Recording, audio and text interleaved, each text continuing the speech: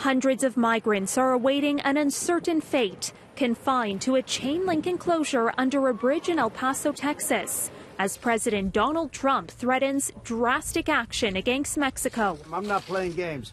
Mexico has to stop it.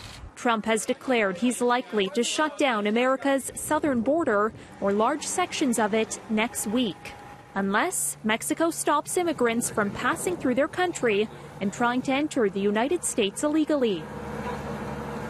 Trump, amid his push for a border wall, has repeatedly said he would close the U.S.-Mexico border and hasn't followed through with it.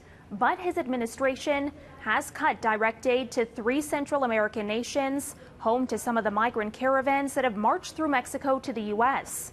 The State Department says it is suspending 2017 and 2018 payments to the trio of nations. This community has welcomed generations of immigrants from across the Rio Grande. The latest Democrat to seek the nation's highest office is making the border issue a key component of his campaign, challenging Trump's immigration policies today in El Paso. We are safe because we are a city of immigrants and asylum seekers.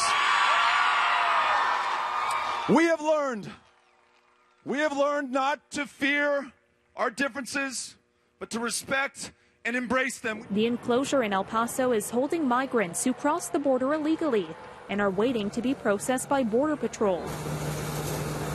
They're being kept behind cages and in tents. Mexico's president says he won't start an argument over Trump's comments.